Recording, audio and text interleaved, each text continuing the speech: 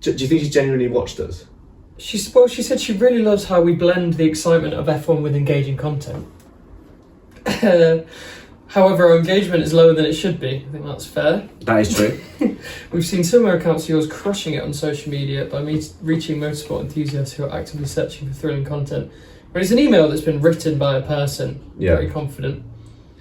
That's something, isn't it? Our target's approach shows that your game followers who are genuinely interested in F1 and the unique perspective your podcast offers. We got a proper hate comment as well the other day, which I deleted. Oh, what was it? It was like... I think it must have been a Hamilton fan. It was on a short. Obviously, we uploaded that short like after Hamilton had won this race, even though we said it before. Yeah. And he was basically, and you'd said, he was too far out of it, which is probably still true. Yeah. But he was like, absolutely terrible commentary. How can you think a 50-point swing is not makeable at this point in the season with all the tracks that Mercedes are going to struggle at? And look at the way you sit. I hope to never come across you again. Look at the way you sit. Yeah. So I deleted it. I was like, well, if you're not going to... Can we talk about that can we mention it? Well, we just did. We're recording. Oh, we're recording? Oh, well, that's going in. Bosh, I need to actually start recording. I'm ready. Fantastic. Well, thank you. That's not the word. Thank you. You're welcome. Thank you and goodbye. Thank you and goodbye. That's the end of the podcast. Hello and welcome to the top step. We're going to do another fairly rapid one today, we think, because we're both busy people. We're both commentating on the World Cup, which is highly exciting. I, for one, I've only slept like 6 hours. This is forgivable. Yes. Yeah. Once you hear the story, I worked at my day job, which isn't in the day, yesterday, and then was reminded, fortunately, by my co-commentator, very close to the start of the Ghana-Panama game, that I was indeed supposed to be commentating on it.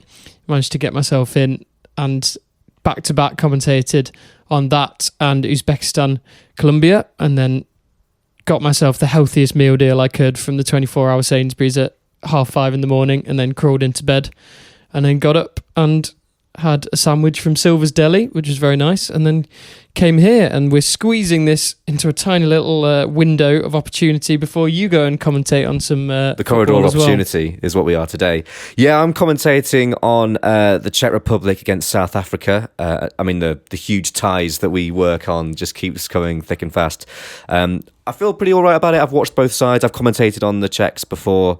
I've commentated on their South Korea defeat. So, I feel pretty... I haven't done much prep for it, but I feel like the prep's been done previously by watching them. So, I'll just scribble a few notes and get myself over there. So, this is a good window. We found a window. This is our pit window, box, and we've slotted into that gap, and we've come out just ahead of the traffic. Fantastic. So, that's football, but this is F1. But to reference football, as you've done on our brand spanking new document here. Yes. Lewis Hamilton, he's back at the wheel. Get a contract out. They'll write whatever number you want to on there. He's at the Ballon wheel. d'Or. Yeah. Ballon d'Or. Drivers' Championship. He's doing Rio Ferdinand. Drivers' Championship, if you can't tell. It's kind of morphing into Harry Kane. Me and my housemate were trying to do Harry Kane last night obviously, as well. For the great result, and really happy with part of the boys, and obviously, great result. That was pretty good. It was slightly camp. It was, wasn't it? Yeah, Lewis Hamilton has won a race number 106. It was, a race that was very tactical, as we'll get onto, but ultimately he just drove a brilliant race. He was rapid, and he just looked so comfortable in this Ferrari. And even as a Lewis Hamilton skeptic, I think even you have said in recent weeks that this is pretty nice to see. Yeah, he's what I said last time. He's doing really well, and I stand by that. He is doing really well. How do you think the sitting thing? By the way, do you think that's cross-legged? Do you think that's posture-based? I imagine it's where we are rather than how we're actually physically sitting. How we sit. Or maybe we do. Maybe it's we're weak beta males because we cover our genitals. Yeah. Have you seen that guy on Twitter who would he'd always post photos of men and usually next to their wives and draw lines and talk about why they were beta males because of the way they're standing. Basically, if he would draw a line from shoulder to hip, and then if that was diagonal and he was leaning in and his wife was straight back, then it's this is a cuck. You can see this. I think he might have been slightly insane. I think probably, but although we'd maybe give him a field day, maybe we should send in some of our content to him and have him have a go. Who would be the wife? Well, you're bold now, so I think it would have to be me. Yes, that's a good point. Is that my lack of hair provides a level of, I don't know. Does it provide any masculinity at all? I feel like it kind of does. Yeah, I think so. With coupled with the strong beard, you've shaved again. I wet shaved a couple of days ago, and you told me to. Yeah, I just wanted to see. I'm in an experimental phase with it, so I just wanted to see how that would look. But actually, I really enjoyed the wet shave look because the contrast between the beard and the hair, well, lack thereof, the skin on my head I was really happy with it. Well, if I have to place a bet, I don't think you'll ever have hair again. I think it looks that way at the moment. Yeah. Whether that's even in your hands or not, we don't know. Well, actually, it's interesting because the reason why I went to shave it again was because I looked in the mirror and saw that it was growing really strong here, really strong here, really strong here, and then sort of around here, there was some patches where it wasn't growing. So what's happening, I think, is this. It's like, was it Pangea? What was the original world? Yes. Yeah. So I'm now. The United Kingdom has broken away from Pangea. That's what's happening. I think this part of my head, the penal part, is becoming separated from the rest. I think that's what's happening. Yeah. I think at one point, a few minutes ago, we were discussing Lewis Hamilton. Yes. So let's steer us back on. He's also got a shit hairline. He does. There's a link. He does. Here. Yeah. But he's got. Have you seen what he was doing at the? No, I need to show you this. Lewis Hamilton, new hairdo. Also, Sadio Mane's got a new hairdo as well. Has he? It's still really far back, but it is in a straight line now. What's he doing? Yeah, you should have done that, just really long at the back and a cap, and that's all you need. I don't know when that stops recording. I guess we'll never know. Carry on. This is chaos. Yeah, Lewis Hamilton. His hairline may be deserting him, but it does seem like his skills in F1 driver are still there for all to see. Yeah, I really like how you've really diligently tried to drag me back onto the subject of Lewis Hamilton. I do want to talk about him. I actually do want to talk about him. So first of all, qualifying, he qualified really well. He was in the fight for pole, lined up. I think he qualified second, just behind George Russell, who up until that point looked like he was dominating the weekend. And we'll get on to George Russell. We always say that we'll get on to him. But yeah, Hamilton qualified second, which I don't think, there were some people questioning whether it can be a perfect weekend because he didn't get pole and he should have got pole. I don't personally think that the Ferrari in Barcelona was outright and clearly the fastest car. I don't think that. I think the way it worked out in the race, maybe it was just maybe, but I think the Mercedes is still all round the best package. And I think this is genuinely just an example of Lewis Hamilton putting it all together, having one of his best performances in a long, long time, and kind of being back to the Lewis Hamilton of old that we know and some people love, and I think it was great to see. So yeah, I won't criticise him for qualifying second. I think George Russell just had a really good weekend up to that point. And then when we got into the race, he got off the line well, and it became this kind of strategic battle between him and the Mercedes, because he boxed really early and kind of immediately, because Barcelona's quite a heavy tyre deg circuit, put himself out there on a 3-stop strategy. Like, that's what I'm doing. And Ferrari actually got the strategy really correct, bang on this time, because they forced Mercedes' hand, and it's kind of rare because it was just Hamilton, because Charles Leclerc unfortunately crashed in qualifying, pushing too hard. He had a terrible weekend.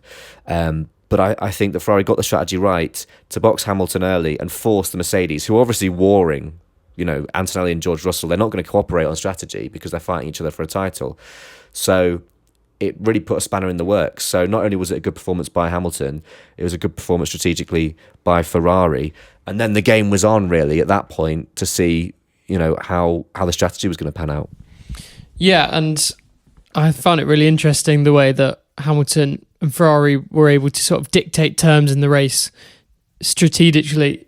Whoa, wow! Some words just aren't coming out today. I apologise. Strategically, despite not having the track position at that point, but as you say, in contrast, Charles Leclerc really had one to forget. He hit the wall for third time in 8 days, and his season's just really stuttering. Yeah, it's a funny one, like Charles Leclerc. Yes, absolutely. He's having a difficult time of it. Is old Charlie boy. And it's a strange one. I think just, regulation changes. Some people do well with them and some people don't. And I suppose we've seen that a complete flipping of the script at Ferrari, similar to the way we've seen a complete flipping of the script at Mercedes. George Russell was leaps and bounds ahead of Antonelli last year. There were a few races where Antonelli got close, but I can't remember there being many instances, if any, where Antonelli was clearly the faster Mercedes driver at any point last year. And suddenly we go to a new regulation set, and Antonelli is right there with Russell and probably marginally outperforming him and certainly scoring the points compared to Russell. And we're seeing a similar thing with Hamilton and Leclerc, and very similar actually, because Leclerc probably started the season quite strongly, maybe carried that confidence of I've been the dominant Ferrari driver, and has slowly fallen away, whereas Hamilton has come into his own, and the same things happened with Antonelli and Russell. So it's just interesting how a change in regulation, don't tell me it's happened again, oh my God. Boom, okay, where was I? Yes, I was talking about the Ferraris and the Mercedes drivers, wasn't I? So yeah, we've seen a similar thing with Leclerc at Ferrari as we have with Russell at Mercedes, but he's really struggling, hasn't he? Of course, crashed in Monaco, and it feels like he's grasping. It feels like Leclerc's attitude is, well, I've got your number. I've proved that last season, and you're doing things in the car now that I should be able to do. So I'm going to go and look for it. And maybe he's pushing too hard and overreaching. And he was the only person who crashed in that qualifying session, which left him on the back foot hugely. So yeah, at the moment, in the kind of toing and froing of a teammate battle, Hamilton is well on top at the moment. Onto the race then, and it did seem like perhaps a slightly more low-key affair than what we've been served up so far, particularly, we've had so many overtakes with these new regulations. Monaco, of course, we didn't have that, but there was so much other juicy stuff to get our teeth into that is still rolling on, and we'll get to in a bit. But this one, it was the first race really where the start kind of happened without incident. Everyone sort of behaved themselves. No one apart from Isaac Hadjar really struggled to get off the line, and the Mercedes managed to hold position. But after that, what did you make of it, really? Potentially ruined by a safety car, do you think? Yeah, potentially. First of all, with the start, I think teams are getting the hang of it now. I think they're sort of figuring out what their starting issues were originally. And that Ferrari advantage seems to have been somewhat, negated, I think, by the other teams working out how to get their cars off the line, fiddling with a few settings, a few processes. And that's what happens in Formula One. And usually you see sort of across a season in many different areas, race pace, start quality, qualifying pace, anything really. If one team sort of steals a march at the start of the season, usually that gap will close pretty quickly because everyone can have a look at telemetry from other drivers, they can observe what other teams are doing, they can figure it out themselves through their data, and they just sort of work it out. So I think that was happening. And you touched on the lack of overtakes as well.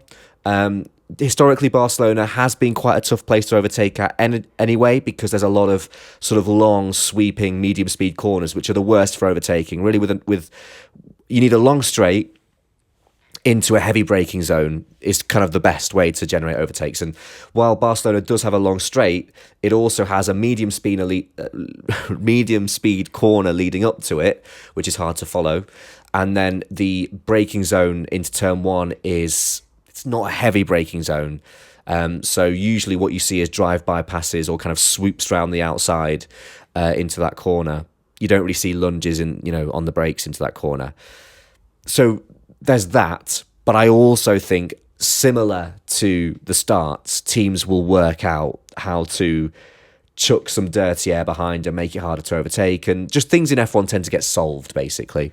And I think we've seen that. As for the race itself, what we had was this lovely strategy battle between the lone Ferrari of Lewis Hamilton, who kept sort of boxing early, and then the Mercedes, who were trying to cover off in the first place and then extend a little bit because they didn't want to leave. What they really needed to try and avoid doing was prioritise one of the drivers.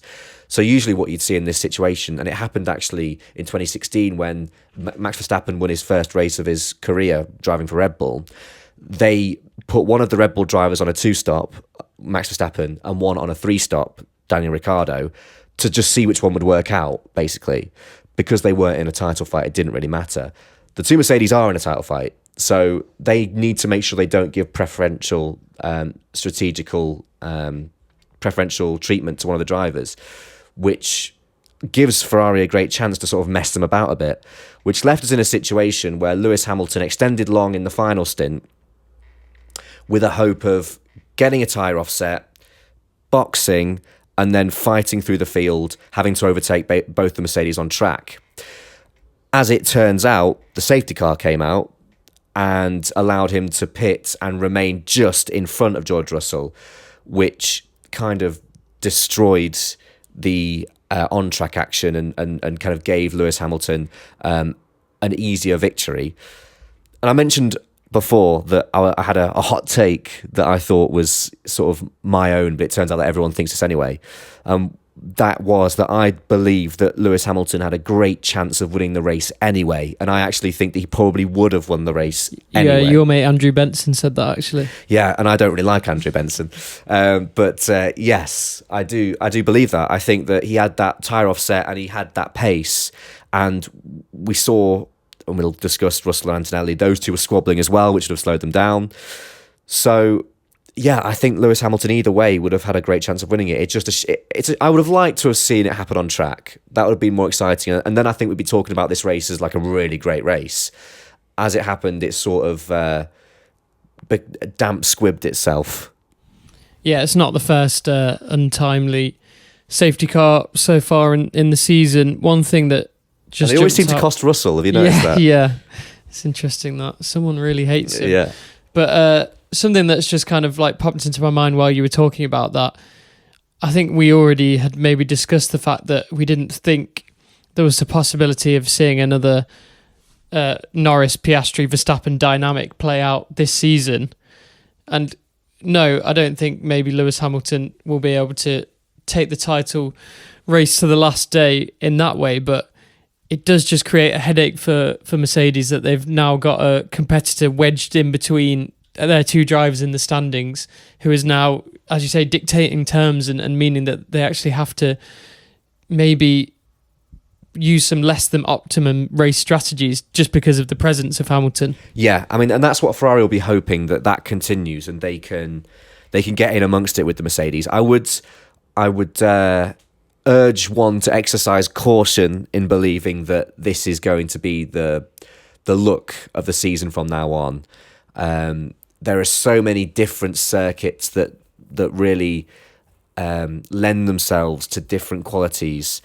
And we go to Austria next, which is a really power-based circuit.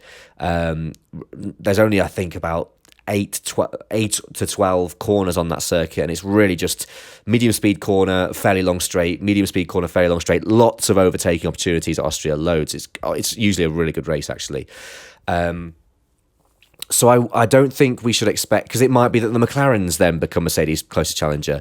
There might be races where Red Bull become the closest challenger. I don't foresee a title situation or a championship situation where it's the two Mercedes and the Ferrari of Hamilton. I think there'll be some races where it's the two Mercedes and the McLaren of Norris or the Red Bull of Max Verstappen. Maybe Ferrari will be in there as well. But I can see there being races over the next few where Ferrari are actually nowhere and we're like, oh, well, this didn't come to anything. So I would just say, before getting on that hype train of we've got a title fight between two different manufacturers, I think we will continue to see the two Mercedes challenged by a third contender, but I think that contender will change. That will be my guess. But if we want a title fight, then we've got to hope that it is Ferrari and it is Lewis Hamilton, because that's probably our best bet, the way the points are at the moment.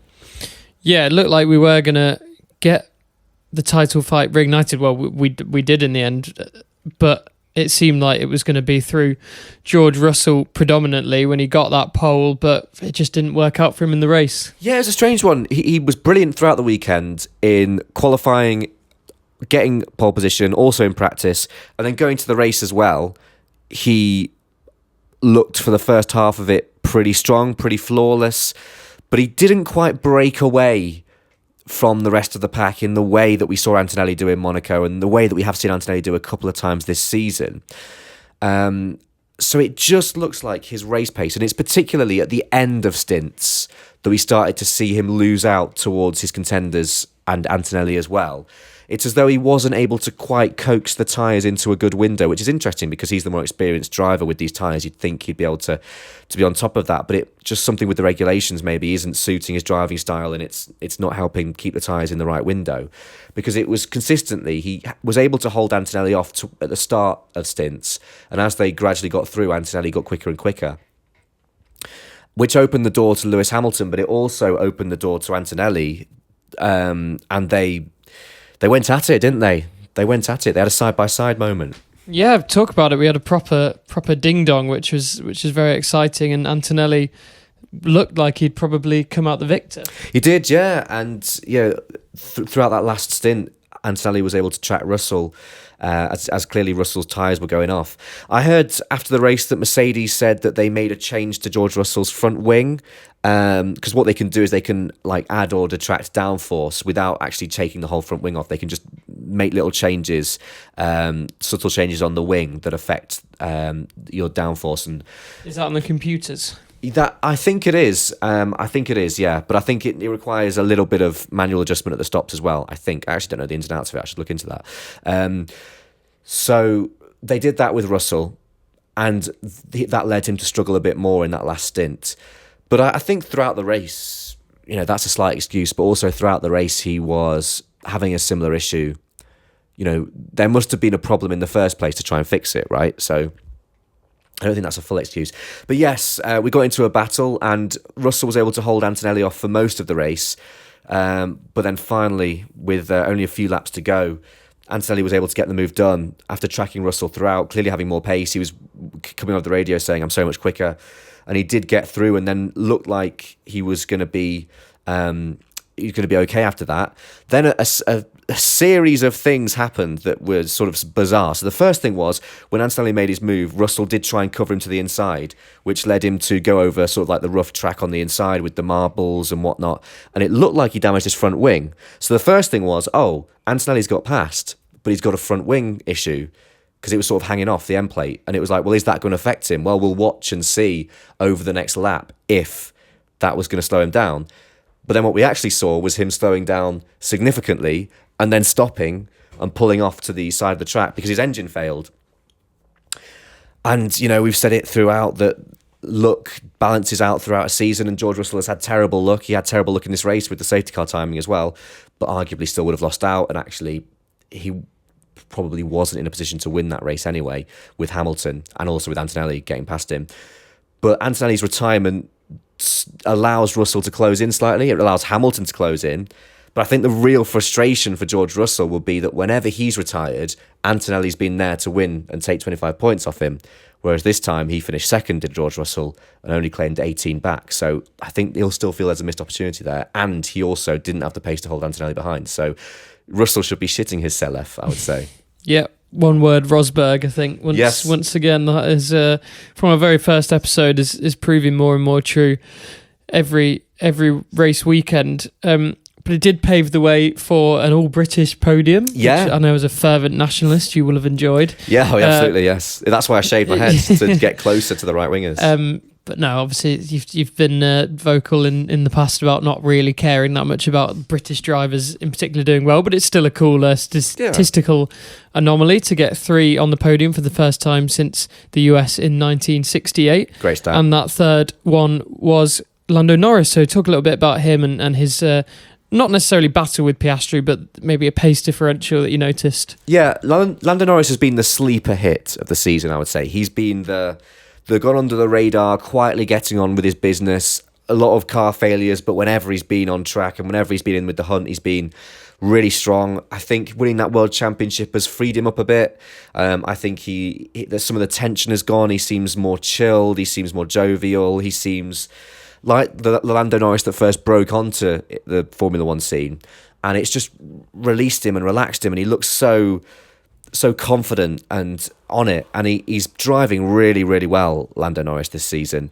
And I think finishing third I mean, certainly when you look at where his teammate was, Piastri was nowhere this race. I mean, Norris was third, and you managed to get a Red Bull of Max Verstappen into that gap. Before his retirement, you would have had a recovering Charles Leclerc in that gap as well.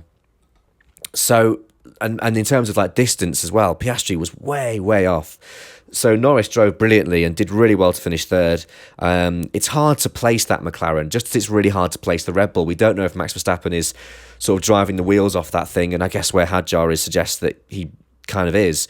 But then also, if you look at the McLarens and where Piastri is, you'd say, well, Piastri's a really good driver, and look at where Norris is. So, I just think that Hamilton should get all the plaudits. What a brilliant drive, back to his best, get the contract out, let him write whatever numbers he wants to on there. We should shout out Antonelli, despite the fact that he retired, that he showed race pace, if not quite qualifying pace. Russell, there's still some question marks over. Lando Norris deserves the plaudits that he probably isn't getting because the results don't scream out at you. But if you deep dive his season, he's putting together a quietly very, very impressive season for McLaren. So fair play to Lando Norris. And 3 Brits on the podium, that's it's something, isn't it? It's something. We don't get much national pride, so let's have some of it, I suppose. We scored 4 goals in a football game yesterday. That's true. That was a turn up for the Bucks. That's true. Lando Norris, just looking at the standings, he's just 2 points behind Charles Leclerc now, which, considering that, Leclerc's retirements have been, for the most part, more his fault, you could say. Not entirely, but considering that both drivers have spent a lot of time off the track, I think that 2-point differential definitely suggests that Norris is actually having the strongest season, and we could see him leapfrog Leclerc into 4th as early as the next race. So that's this race spoken about, but unfortunately we have to talk about Monaco again because that's still rumbling on, that situation. It really is. I should also say that I've made a mistake on the doc and put the Hulkenberg stuff. It's too late to change it now, but I'll just mention Nico Hulkenberg quickly, who was running for his first points of the season, and then he had a car failure which was caused either by gravel or by a front wing piece getting into the car and messing up with the mechanism, and really unlucky for Hulkenberg. So he would have got a point. I just want to shout him out that he deserves some plaudits. Great drive and should have got a point, but didn't. Yeah, the Gasly situation. Goodness me. So last time we spoke about it, we had to do a little tag on thing at the start of the pod because Gasly got his penalty overturned. So we could talk about that in real time. He has his Monaco 3rd place back. But that obviously opens the can of worms because he was one of many drivers to get a penalty, but he was the only one who didn't serve it during the race. Obviously, George Russell was the big loser in all of that because he got a penalty, didn't serve it in the race, and because he stopped. Now, here's the weird thing, and this is why it's going to be so difficult to sort out. Pierre Gasly was able to go to the flag and take his penalty as a time penalty because he didn't make any more stops. If he had come into the pits, he would have had to have served it. And George Russell didn't serve it when he pitted, which meant he got a drive-through. So he wasn't deliberately trying to do a Gasly, it was just a mistake. But he was not in a position to go to the end, just because of the time of the penalty. He was unlucky in that sense. Then got a drive-through, which dropped him out the points. He probably would have finished 3rd, and at the very worst, 4th, which costs him a lot of points, especially with Antonelli's retirement now. It would bring him a lot closer, and actually we'd be talking about a title fight more seriously now if he'd have finished where he should have done. And those penalties now have been found by the FIA to have been wrongly given. Like, it was an error, which means that Mercedes are now protesting. They've had their right to review accepted, so this is going to go to hearing, this is going to go to trial, the Formula 1 version of trial. Who knows what's going to happen there? Because if they're successful, well, then McLaren and Oscar Piastri can say, well, what about us? We lost a result because Gasly was reinstated and various penalties and whatnot. Alpine have already made their feelings known. Red Bull can contest it because Isaac Hadjar was through a faulty implementation of a penalty. He lost a podium, and they can say, well, if everything is shaken out, we would have got a podium. I don't think they would have done, but they can say it. That everyone can say things would have happened that might not have happened. So I don't know how they're going to figure it out. It's going to be really interesting. But I think the big one, and the one that actually matters, is this Mercedes protest and whether George Russell gets... I don't know how they do it, though. Don't know how they do it because he's served the penalty and it's all if buts and maybes, and you can't void the result of the Grand Prix because that hurts Antonelli, who on merit won that race dominantly. So it's just it's a mess, Charlie. It's an absolute mess. Yeah, it's frustrating really as an onlooker that it's such a simple mistake really that the FIA have made, and the fact that they didn't get any wind of it until it was too late. It's a real cock up from them. And yeah, as you say, some teams more than others, but every single team on that grid sort of has a right to be disgruntled at what's shaken out here. They really do, and that's what makes it an absolute mess for the FIA, because if they sort of say, well, we got the penalty wrong, so we need to listen to all of your issues and try and figure out an order. You're getting into a place where you're sort of just trying to form an order out of arguments about what might have happened. So I this is kind of unprecedented. I don't remember there ever being a situation like this where there was a single fault with something that's usually slam dunk, right? You either speed or you don't. But there was an error with the system. So penalties have been wrongly given and a whole result has panned out a certain way because of this error. And now they're having to go back and manage it and sort it out. This is going to be really interesting to see. Let's say Mercedes are successful with their protest. What the kind of what the result of that is? Is it a change to a race result? Is it a financial? Is it all they can do is, well, here's some financial sort of offset to mitigate the points that you lost? Would it be a constructor situation? Would they gift constructors points rather than drivers points? I don't know what they're going to do. It's really interesting, and I don't have the answers to this.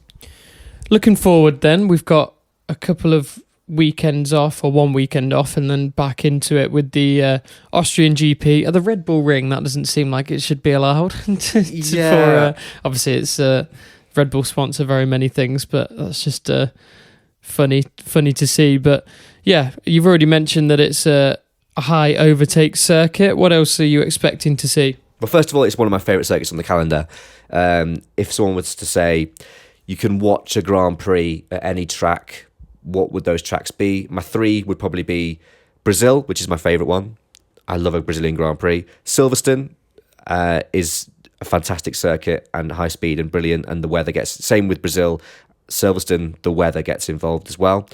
And then the third would be Austria, because it's just a fantastic place for overtaking. You can follow really well. There used to be 3 DRS zones. It's going to be interesting to see how that translates over to overtake mode and the rear wings and stuff and the aerodynamics. But it should be a great,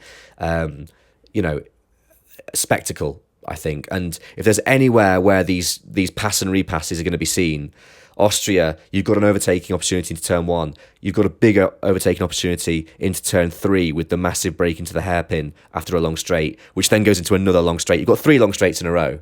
So we could see some fantastic yo-yos and some fantastic racing.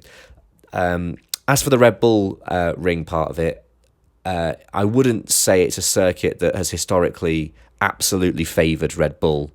So I think if they dominated it and they built a track, that had just suited their car, I think the questions would be asked. But it's not really like that. And also, it was called the Österreich Ring, I think, before they just kind of took it over. It's similar to the situation with Racing Bulls, because that's been a bit of a story now, with Zach Brown in particular saying, well, you shouldn't be able to own 2 teams. I agree with that completely, but you have to remember the situation and the context within which Racing Bulls was taken over by Red Bull. That team was going bust, and Dietrich Mateschitz was begged by the other teams and the Formula One hierarchy, please, you're the only person that can bail them out, please bail them out. He didn't want to. He was strong-armed into it. And now they're all saying, well, you shouldn't be able to own 2 teams. And Red Bull are going, well, you told us to do this. But I agree, you shouldn't be able to own 2 teams. It is kind of ridiculous. But I think in terms of the circuit, it's a similar story where they took it over, injected cash. It's now a Formula One circuit, and it's now one of the best circuits on the calendar. So I don't think the fact that it's named the Red Bull Ring, although in theory sounds problematic, I don't think in practice it really causes too many problems. Yeah, it looks absolutely stunning as well with the Beautiful. mountain ranges in the background. Do you think you would be able to tell me, it's just flashed up when I googled it, who owns the track record time here? Okay, the track record time at the Red Bull Ring. Or lap record, sorry. I would guess that it happened during the Mercedes crazy car era. It happened in 2018. So that is that era. Okay. Bottas? No. Is it a Mercedes driver? No. No. No. 2018. Charles Leclerc? No. Max Verstappen? No. Is it someone a bit rogue? 2018. Okay, let's It's probably later on in his career than you would expect for him to be pulling stuff like this out the bag, but he was an absolute freak of a man in more ways than one. Kimi Räikkönen? Yes. Yes, Kimi! Kimi Räikkönen posted a 106.957 in 2018, apparently. But he didn't get pole that year, I don't think. Didn't he? No, I don't think so. I Was might that a have just practice been lied session? to by... I don't remember Kimi Räikkönen ever getting a pole position at the Red Bull Ring. It's on the F1 website, it just says lap record. Interesting. So it might have been in 2018. practice, yeah. He would have been in Ferrari that year. And because that was the year he won the US Grand Prix. So yeah, Kimi Räikkönen, my guy. That was my original, I don't know if you know that, but my original favourite driver before Verstappen came along. It was Räikkönen, and then Räikkönen Nice. retired. And Well, Verstappen won that race. there you go, my two goats. Fantastic. What a weekend for you. It was... Oh, he's on lap 71. So, of So he the would have- race. He would have pitted for fresh tyres to go for the fastest lap. That would be my guess. Yeah. Because that used to was be... that a point for... It might have been worth a point then. I missed that. Yeah, they should do personally. that. They should bring that back. It's 1 point, come on. Yeah, I think they should do it. I Throws a don't, bone. yeah, agreed. But yeah, thank you, Johnny. Thanks for that little It's my bit of pleasure. therapy, getting me through. I'm so... How do you feel? I just feel slightly out of it, to be honest. And you were saying very interesting things, but throughout no fault of yours, I did find myself just miles away there. I've now That's got to fine. move house. That's the next To here? task in the day. Yes. Yes. So that'll be fun. Yeah, I'm going to move house, and then I've got to do another podcast. Actually, I'm cheating on you. Go on. The sports, the Leeds Hospital Radio one at 8 o'clock Oh. tonight, and then I think I'm going to curl up into a ball and You sleep should. for a very long time. You should, yes. Well, I'm off to Spotlight. I'm going to try and get a bite to eat, cook some gnocchi that I've got to have, and then I'm on. I'm in at 4 tomorrow morning. It made me emotional thinking about it. Yeah, got some bulletins to do at 4 a.m. tomorrow. So that's not nice, but oh well. Oh well. Oh, Best of luck to you, Johnny, and thank you, everyone, for listening to this episode. We'll be back next week with a roundup of the second test, which currently isn't going particularly how's it well looking? for England. Well, they're inching towards 100 for 2, I believe. Joe Root has fallen straight back into his old captaincy position of captaining really badly, and But then batting amazingly. and then having to get England out of a hole with the bat. Is 18 not out. Emilio Gay is struggling along, and will be. I already feel like there's much to discuss. Of course, 5 changes to the England lineup for one, but yeah, plenty more going to be transpiring on the field as well, and we'll bring that to you next week, and then we'll also bring you reaction from Austria after that and the third test. So no rest for the wicked here, no rest for us. We're not going anywhere, but we are going somewhere right now, which is away. Yes. And goodbye. Goodbye. That was economic. Yes.